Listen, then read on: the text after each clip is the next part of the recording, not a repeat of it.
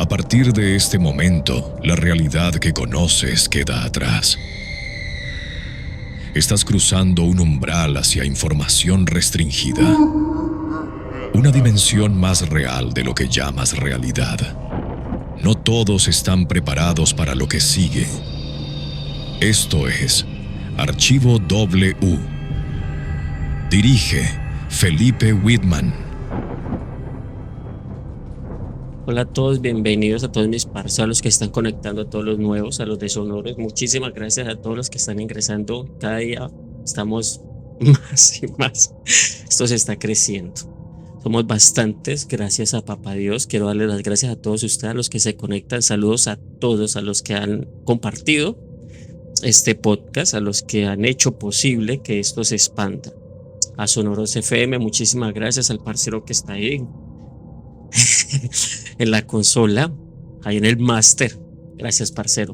La verdad, sí. Sé que los molesto mucho, pero muchísimas gracias. Saludos, sí, Sebas. ¿Cómo estás? Familia, ¿cómo está? Antes de que se me olvide, saludos a mi sinagoga. Muchísimas gracias por estar acá pendiente, por todo lo que se habla. Ellos son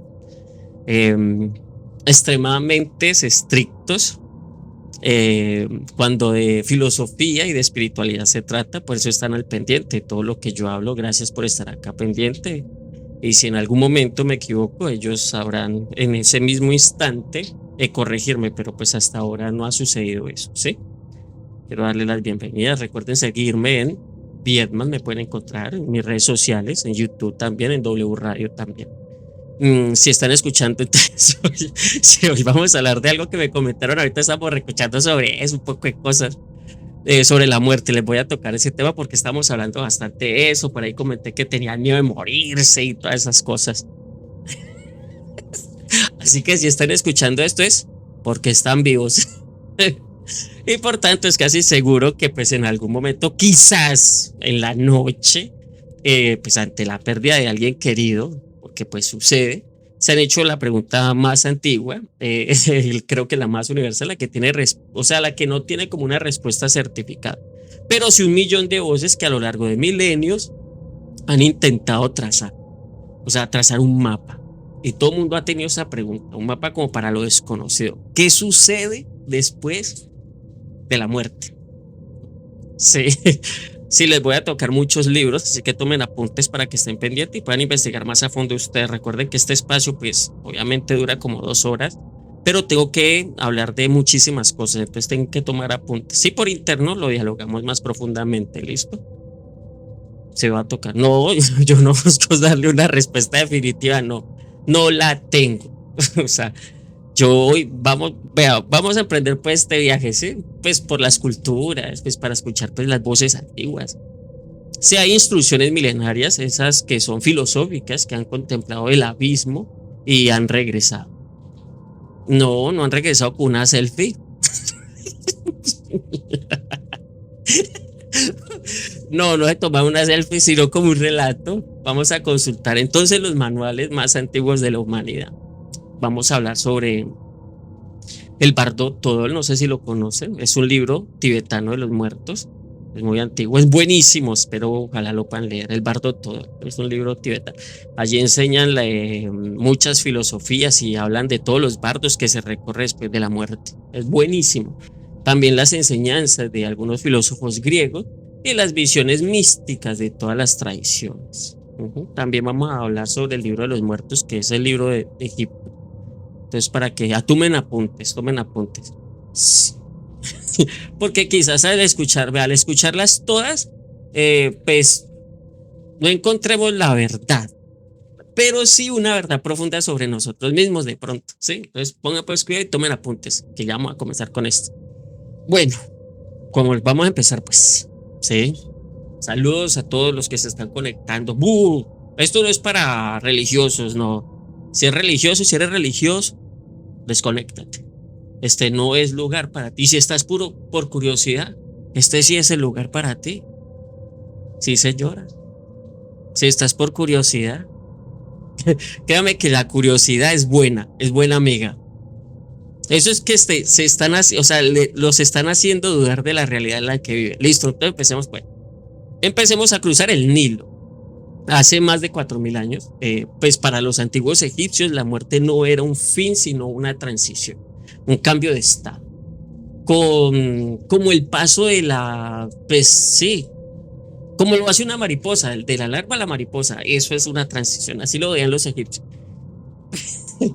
Pero era un viaje largo y peligroso, lleno de demonios, puertas custodiadas y juicios definitivos.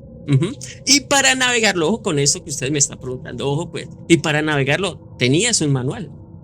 Se llamaba el libro de la salida al día. Así se llama, el libro de la salida al día, que nosotros hoy en día conocemos como el libro de los muertos. Esto, escúchenme bien, este no era un libro único, sino una colección de hechizos, oraciones, instrucciones que se personalizaban para el difunto y se enterraban con él. O sea, imagínense en algo, o sea, un manual de instrucciones para el más allá, escrito en un papiro, ilustrado también con viñetas vibrantes. Esos lo escribían en papiros y los enterraban pues con el muerto. Eso era algo personalizado.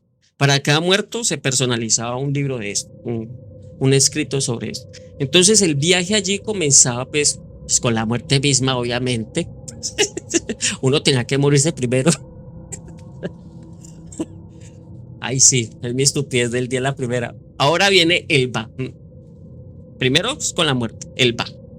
Esa parte animada, o sea, el alma pájaro, que era pues personalizada. Sí, eso creo que sí, era el alma pájaro, que era la personalidad y el espíritu. Así se le conoce el alma pájaro. Se separaba del cuerpo, pero no podía ir muy lejos, no, sin una contraparte, sin su contraparte. Ojo con esto, el K. Por eso existe el Va y el K. O sea, el K, la fuerza vital, o sea, la chispa esencial. Y ambos dependían de la preservación del cuerpo físico. La Kat, así se le conoce, de ahí la momificación. Era un ecosistema espiritual que debía mantenerse en equilibrio.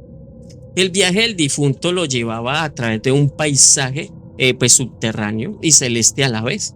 La Duat se le conoce. Apunten la Duat.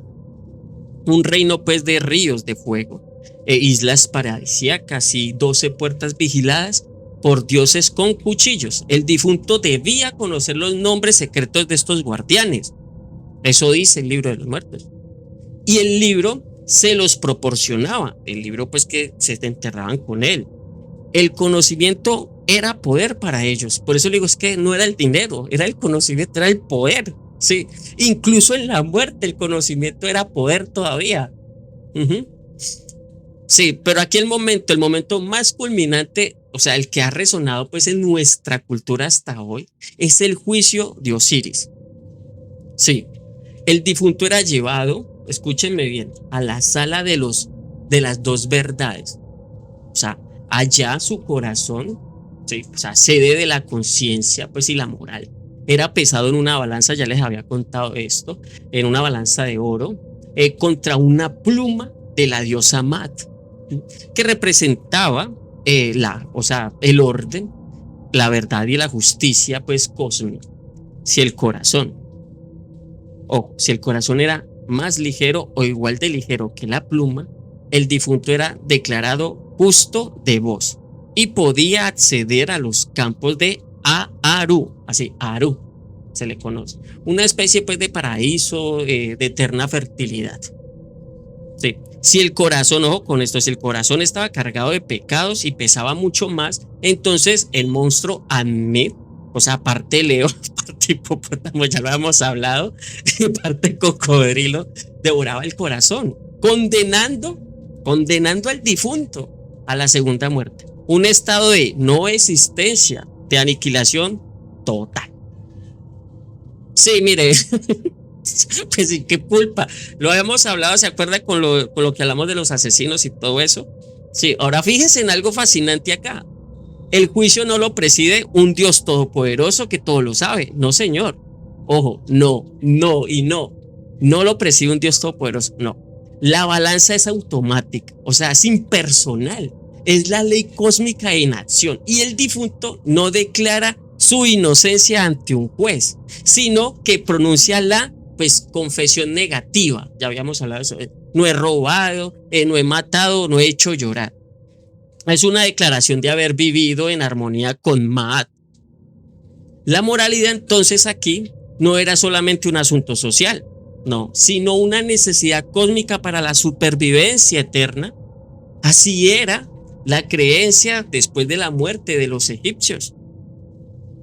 Y es muy interesante porque gran parte de todas estas creencias hoy en día se usan, hoy en día son usadas. El juicio y todo eso, que si usted es pecador no va al cielo y todas esas cosas. Hay una balanza cósmica. Ahora, mire, saltemos miles de años y kilómetros, obviamente, hasta las alturas del Himalaya. Aquí, pues, el budismo tibetano desarrolló quizás el mapa más complejo y psicológico jamás creado para el más allá, el Bardo Thodol. Y ojalá, espero lo puedan leer. Eso es fascinante. Es fascinante. Se los aseguro que les va a encantar. El Bardo Thodol, conocido en Occidente como el libro tibetano de los muertos. Pero este título es un error de traducción. Su nombre real significa la liberación a través del escuchar del estado intermedio. Así se le conoce, la liberación a través del escuchar en el estado intermedio. No es un libro, parceros, no es un libro sobre los muertos, no. Es un texto para ser leído al oído del moribundo y del recién fallecido para guiarlo en el más allá. Aquí la premisa central es el concepto del bardo. Escuchen el concepto, el estado intermedio, o sea, una zona de transición.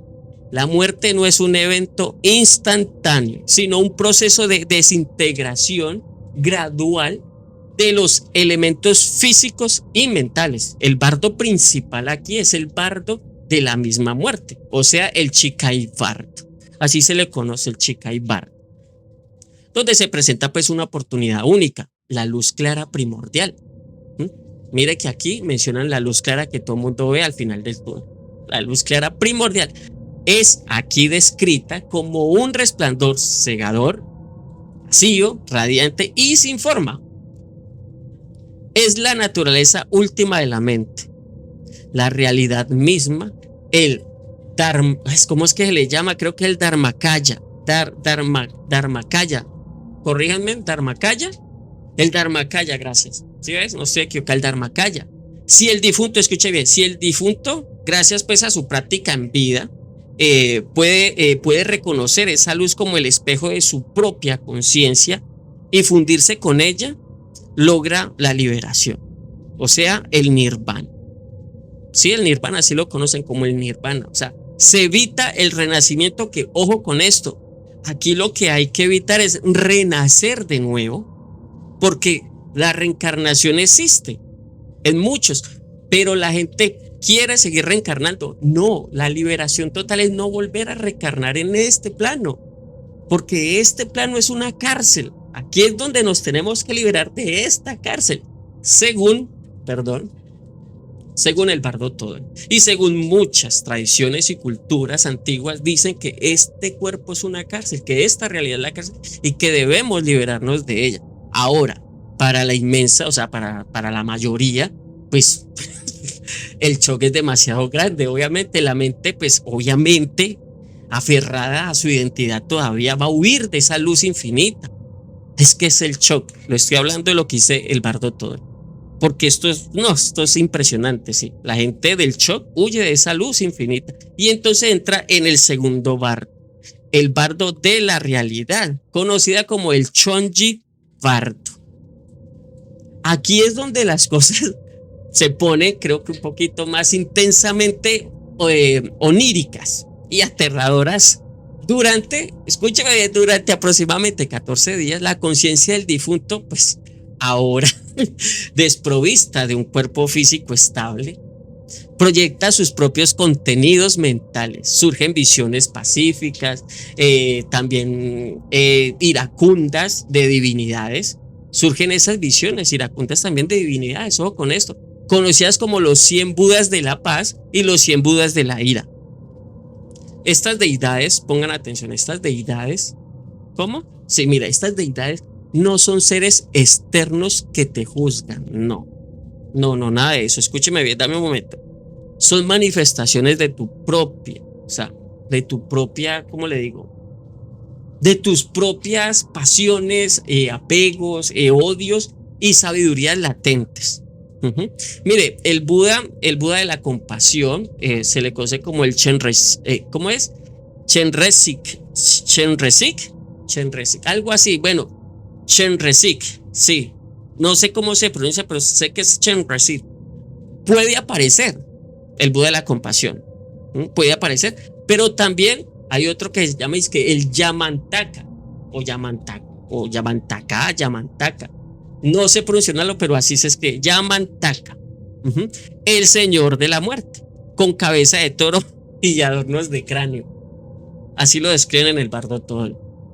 Ahora el Bardo Tol instruye al difunto a través de la voz del lama que lee. ¿Sí?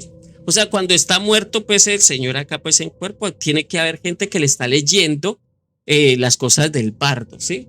Y pues la voz del lama tiene que leer: no temas, no te apegues. Estas visiones son espejismos de tu propia mente.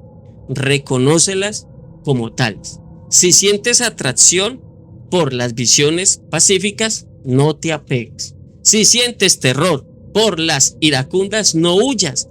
Permanece en el estado de reconocimiento. ¿Qué es lo que quiere decir eso? Que no se altere para nada. Reconozca que simplemente son estados de su propia mente, de lo que usted dejó atrás. Entonces, esto es un entrenamiento muy brutal en el desapego y la introspección radical. Lo que te está tratando de decir allí el bardo es que usted tiene que aprender a desapegarse de lo material. El desapego es importante con esto. Usted no puede apegarse. Allá cuando cruces, vas a ver a tu familia: venga para acá, los muertos. Usted no puede hacer eso. Usted tiene que desapegarse para poder trascender. No puede darte miedo. Tiene que aprender a reconocer que simplemente son estados de tu mente y tu conciencia en ese momento, y no puedes ceder a ninguno de ellos, porque si no, vuelves al renacimiento, vuelves otra vez acá, vuelves a comenzar. Si no se logra la liberación aquí, se pasa al tercer bardo, el bardo del renacimiento. Ya les está diciendo, el Siddha Bardo. La mente, ahora desesperada por una forma sólida, empieza a buscar un útero, ve visiones de parejas copulando y se sienten atraídas por una de ellas, naciendo allí el impulso kármico de renacer. La guía aquí la guía es urgente. Elige un renacimiento en una tierra pura y evita los renacimientos en los reinos más bajos. Tiene que evitar esos reinos bajos. Yo no les puedo decir si este es un reino bajo, pero que yo como lo veo, sí. Pues pucha, ¿dónde me escupiste, Dios? Maldita sea, me escupieron acá, maldito útero. Sí, mira, tienes que elegir una tierra pura si no se logra la liberación en el segundo bardo. En este tercer bardo, aquí te explica que es el renacimiento del Siddha Bardo. Escuchen, ojo con esto. Aquí usted tiene que elegir un renacimiento en una tierra pura y no en una tierra pues baja, de reinos bajos, ¿sí? Finalmente, entonces allí la mente se precipita hacia una nueva concepción y el ciclo.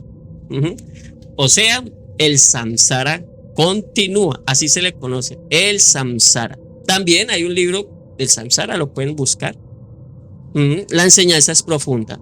El más allá, parceros, el más allá, escúcheme bien, usted que está toda inquieta, el más allá es un espejo de la mente. No hay dioses externos castigándote.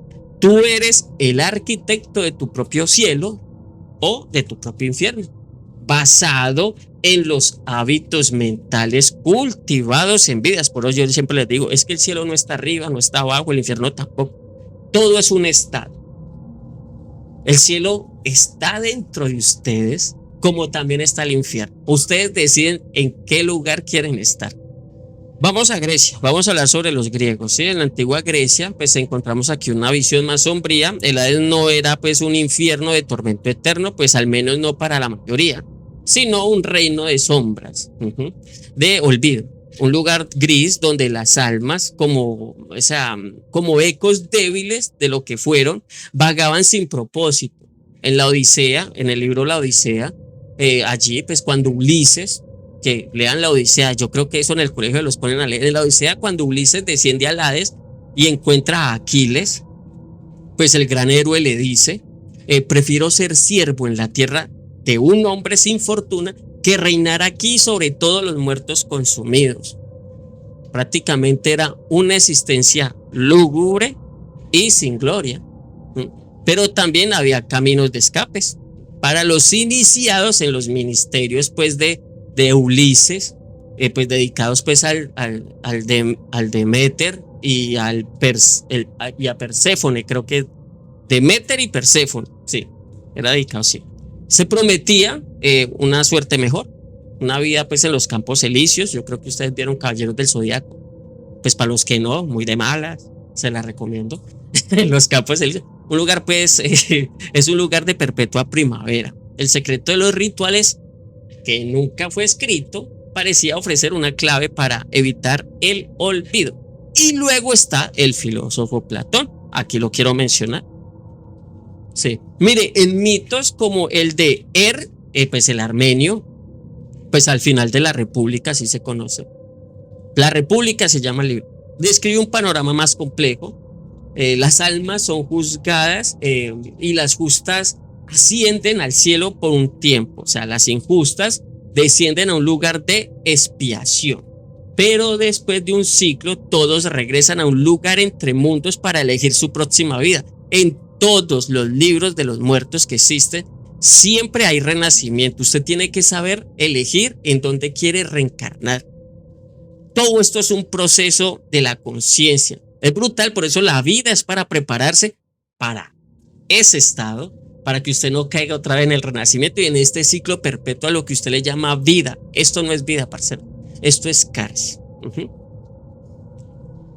Ya, como les dije, sí, las injustas entonces pues desciendan a un lugar de expiación, pero pues todo el mundo, pues, como le digo, usted tiene que elegir dónde quiere reencarnar. Es un espectáculo, sí, fascinante, como yo lo veo, sí. Almas heroicas cansadas de la gloria eligen vidas modestas y tranquilas. Almas que habían sido tiranos por ignorancia, qué sé yo, eligen nuevas vidas de poder que las llevarán de nuevo pues al sufrimiento. Sí, sí, así es. Eligieron no por la sabiduría, sino por la costumbre de su vida anterior. La gente allá, o sea, las personas de la conciencia, va a elegir por lo que pasó en su vida anterior. Por eso se van a equivocar. Aquí el más allá no es un castigo final, no, sino un aula de aprendizaje cósmico. La muerte es una pausa para una revisión kármica antes de una nueva oportunidad en la rueda del devenir. Sí, mire, Roma tomó estas ideas y las hizo, sí, y las hizo más prácticas. Aquí entra Roma, parcero. Roma que no se robó. El mundo de los muertos, pues el orco era similar. Pero el culto a los antepasados, o sea, los lares, como se le conoce, era fundamental. El alma del difunto, pues el manes, sí, el manes, debía ser apaciguada con ofrendas. Hoy en día usted ve, pues que aquí hay que ofrendar, que el cordero de Dios, que hay que hacer sacrificio. Bueno, sí, había que ser apaciguado con ofrenda. Si no, podía convertirse en una larva, o sea, un espíritu vengativo y peligroso. La muerte creaba una frontera porosa entre los mundos. Una frontera que, ¿cómo le digo? Que requería mantenimiento constante a través del ritual. ¿Ves? Todo lo que hizo Roma creó todos los rituales de sangres y todas estas pendejadas, hermano. Sí, mire, ya iba a hablar, vea. El judaísmo antiguo, pues, allí pues, sí, es el judaísmo antiguo. El juicio y el amor, llamémoslo así. Eso es la perspectiva ¿cómo es que? Abrahámicas. Sí, el judaísmo antiguo. El concepto del más allá era inicialmente vago. O sea, el Sheol era conocido así, sí, era como el Hades, el Sheol era como el Hades, pues el infierno, o el inframundo, pues, un lugar de sombras y silencio, donde hasta Dios era difícilmente alabado, eso dice, no había un juicio moral detallado, todos iban allí, justos e injustos. Con el tiempo, especialmente durante un periodo del segundo templo, así decía, surge la idea de la resurrección de los muertos. Eso lo dice en Daniel 12:2. Sí, y una diferencia. O sea, aquí hay una, ¿cómo le llama eso? Una diferenciación. Sí, algunos para evitar la vida eterna, otros para la vergüenza y el desprecio eterno. Sí, busquen en Daniel 12:2, allí lo dice. Mire, el cristianismo lleva esta idea en su centro. Si usted lo puede ver, el más allá se polariza dramáticamente.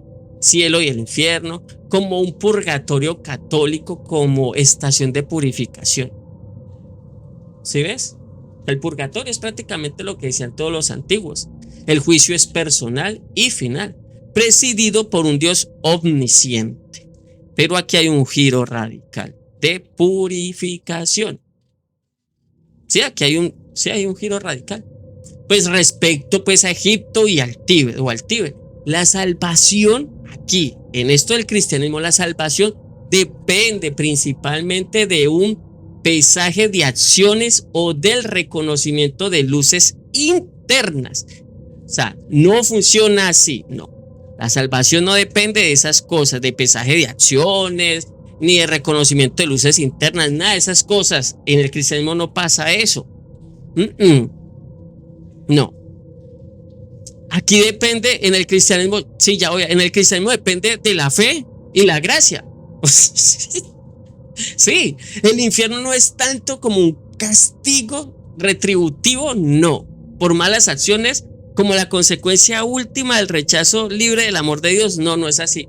Vea, es que no es así. Dios no rechaza lo que creó. Ustedes mismos se alejan de Dios. No, el infierno no es un castigo, no es así. No. Mire, el cielo es la unificación, o sea, la unión beatífica, se le conoce así, sí, beatífica con ese amor. O sea, es una teología del corazón y la relación, más que un manual de procedimientos para navegar paisajes específicos. Aquí funcionan los cristianismos, en el cristianismo funciona la fe y la gracia, mientras que en los otros es de otra manera. La vida se debe de usar en las otras culturas como aprendizaje para esto. En el Islam comparte esta estructura de juicio final. ¿Sí? Paraíso se le conoce como Jannah, ¿sí? E infierno se le conoce como Jahannam, algo así. Jahannam. ¿Sí? En el Islam, con un énfasis más poderoso en la justicia divina y la misericordia. Sí, en la justicia divina y misericordia. El Corán describe el paraíso con unas vívidas imágenes de jardines, ríos y delicias, que son tanto literales como metáforas de un estado de dicha espiritual suprema. Y la muerte es la puerta a la vida verdadera y eterna. O sea, que se necesita morir para llegar a pasar a esa vida. ¿Ves? Es que la muerte no es mala. Es necesario, vea. Siempre se necesita un sacrificio. Si quieres el cielo, el sacrificio es la muerte. Ahí está. Sí, hablemos de la fusión. En la India, el ciclo del renacimiento se ha conocido como el samsara. Es una ley cósmica. Lo que ocurre después de la muerte está determinado por el karma. Eso dice lo del samsara, la ley de causa y efecto a nivel moral. Pero el objetivo último no es un buen renacimiento, sino salir del ciclo. En el hinduismo, el alma individual, el Atman, busca fundirse con lo absoluto, el Brahman, como una gota de agua que se une al océano. Un estado de existencia, conocimiento y dicha eterna. En el budismo, pues el pariente más cercano pues de esto El objetivo es el nirvana, el cese, la extinción de la llama del deseo y la ignorancia que alimentan el ciclo. No es una aniquilación, sino una liberación inefable del sufrimiento, o sea, de liberación, de liberarse de todo esto. Y es que si usted se pone a analizar, el cuerpo se enferma, usted aquí vive sometido de deudas, de guerras, de odios, de chismes. Esto aquí yo no sé quién le puede llamar vida. Yo amo mucho cada cosa, cada pequeña cosa, sus paisajes y todo eso, pero es que aquí, mejor dicho, esto está más distorsionado. Uh-huh. Uh-huh.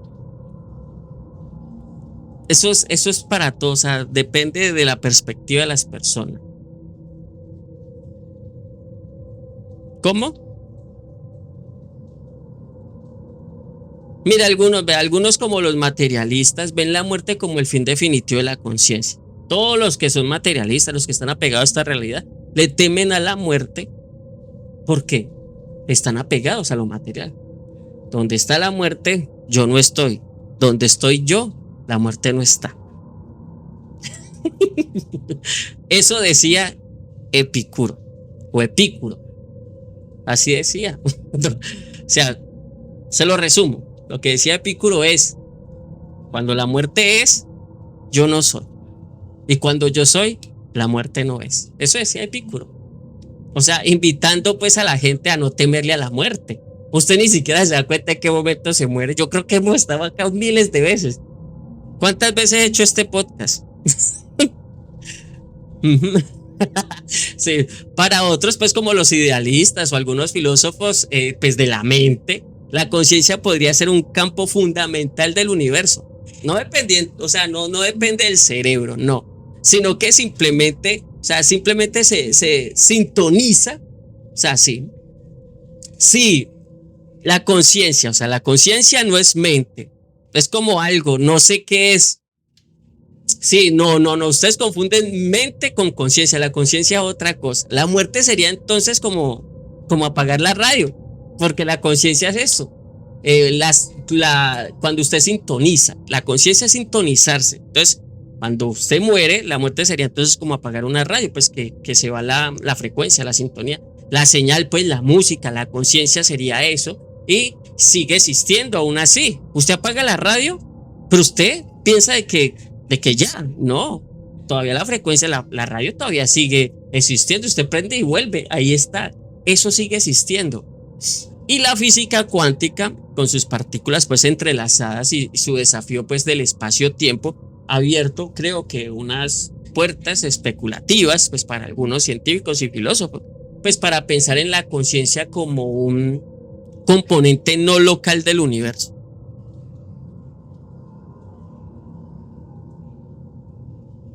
Sí, mire, les voy a dar una conclusión para no expandir. ¿Hay vida después de la muerte? Las tradiciones antiguas, casi unánimes, dicen que sí. Pero no una vida como esta, sino que es un viaje, un juicio, un sueño lúcido, un renacer, una fusión. Yo creo que la pregunta aquí es que, o sea, más sutil no sea qué hay después, no, sino quién soy yo ahora. ¿Sí? ¿Quién soy yo ahora? Porque todos estos mapas que les conté sugieren pues casi que poderosamente que lo que llevamos dentro son nuestros miedos, pues nuestros miedos, nuestro amor, nuestros apegos, nuestra culpa, nuestra sabiduría es el equipaje con el que emprendemos ese viaje al más allá.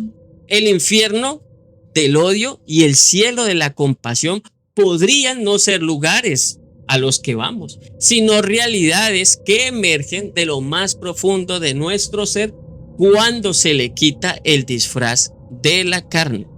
Al final, yo creo, estos libros ocultos, pues estos manuales secretos no nos están hablando de un mundo remoto, porque no lo es. Nos están dando es un espejo para mirar nuestra propia profundidad. Sí, nos están diciendo, vive de manera que cuando llegue ese momento de cruzar ese puente, tu corazón sea ligero como una pluma, que tu mente sea muy clara como un cielo sin nubes, y que tu conciencia, pues habiendo practicado el desapego y el cultivado pues el amor, pueda reconocer cualquier luz que brille en la oscuridad y decir sin miedo: ah, esto también soy yo. Hay que reconocer que todo lo que pasa allá siempre ha sido usted. Siempre hemos sido nosotros. Eso no hay demonios por ahí. Siempre ha sido usted con sus demonios. Usted tiene una mente, una conciencia, wow, creativa. El último viaje entonces podría ser el viaje más íntimo de todos. El regreso a la esencia de lo que siempre hemos sido. Así que vivan conscientemente, aprendan a hacer el bien, aprendan a vivir en el amor y en la armonía. Y si de pronto sienten un poquito de ir hacia su vecino, cosas así, desconéctate, aléjate de esas personas. No deje que te contaminen, no permitas que te contamine nadie. Esa gente vive para contaminar. La salvación es propia. No intente ayudar a los demás. No lo haga. Primero tiene que salvarse usted. Primero yo, segundo yo, tercero yo.